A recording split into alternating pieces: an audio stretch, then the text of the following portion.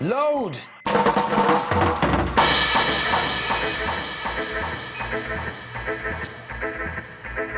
O-order ka ba?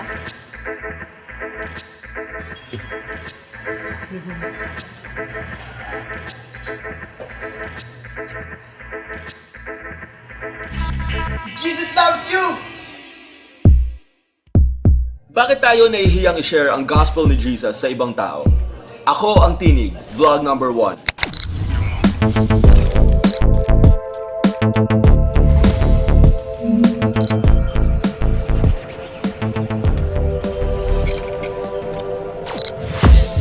Shyness is not a disease, but if it were, it would be Cancer. Agad-agad?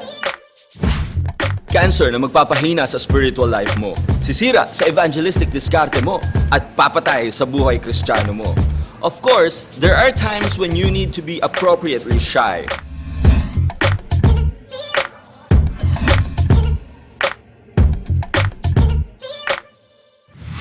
But when it comes to the gospel, we shouldn't be shy because it's a matter of life and death.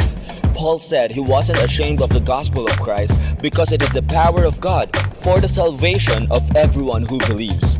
Ibig sabihin, nilunok ni Pablo ang kahihiyan, maibahagi lang ang mabuting balita. Alam niyang ito lang ang salbabidang kayang magligtas sa buhay ng taong lumulubog sa kasalanan.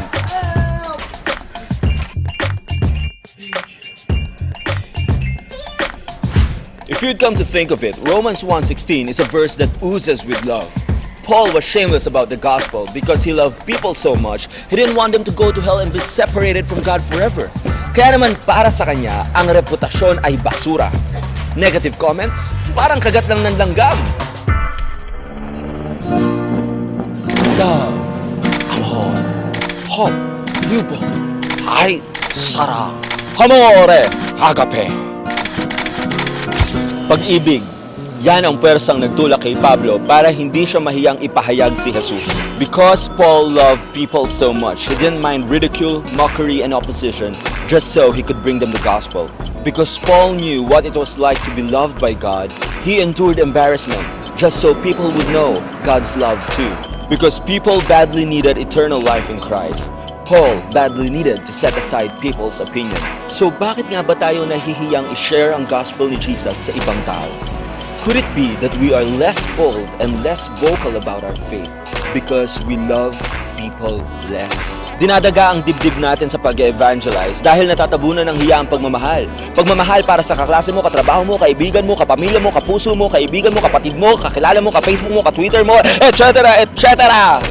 Pagmamahal para sa mga taong inalaya ng buhay ni Jesus. Shyness is deadly cancer for the soul. Don't let it kill your passion for soul winning. We need more loving and less shying. The more concerned you are about a person's eternal destiny, the less concerned you will be about what people will say about you.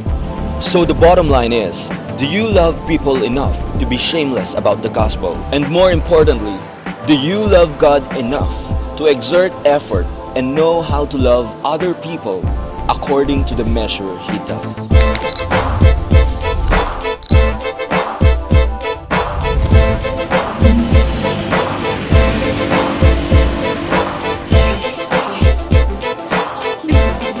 Sorry. Alam niya ito lang. Alam niya. Pagmamahal para sa kaklase mo, katrabaho mo, kaibigan mo, kakilala mo, kamag-anak mo, kapamilya mo, kapuso mo.